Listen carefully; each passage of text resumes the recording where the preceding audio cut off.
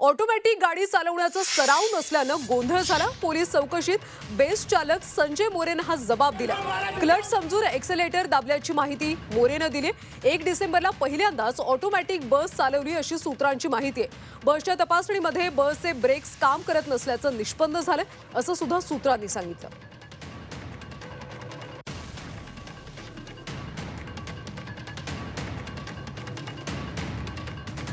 Police चौकशीमध्ये best चालक संजय मोरेनं हा जबाब दिलाय।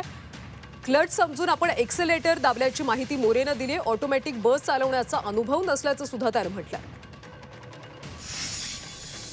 त्यांना पहिला ट्रेनिंग वगैरे दिलेले आहेत सर सगळ्या। त्याच्यानंतर 1 तारखेपासून ते जॉईन झालेत की आता काल गाडी हातात घेतली आणि काल ठोकले असं काही विषय नाहीये सर।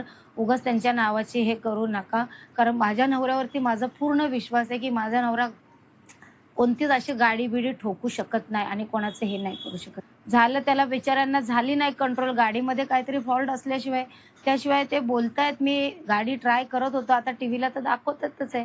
पण त्यांना जर गाडी जर व्यवस्थित चढायच्या आधी पूर्ण माझे मिस्टर गाडी चेक-बिक करून चढतात सर। सगळ्या त्यांच्या वहीमध्ये तिथं लिहिलेलं असतं, काय प्रॉब्लेम असेल फोटो काढलेला असतो। तर ऑटोमॅटिक गाडी चालवण्याचा सराव नव्हता। पोलीस चौकशीत बेस्ट चालक संजय मोरेनं हा जबाब दिलाय। क्लच समजून आपण एक्सेलेटर दाबल्याची माहिती मोरेनं दिली। 1 डिसेंबरला पहिल्यांदाच ऑटोमॅटिक बस चालवली अशी माहिती सुद्धा मिळते।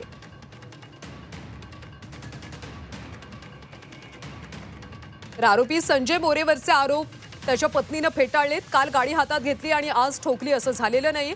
30 ते 35 वर्ष नवऱ्याला ड्रायव्हिंगचा अनुभव आहे। गाडी कंट्रोल झाली नसेल, गाडीत काहीतरी फॉल्ट असेल असं मोरेच्या पत्नीनं म्हटलं।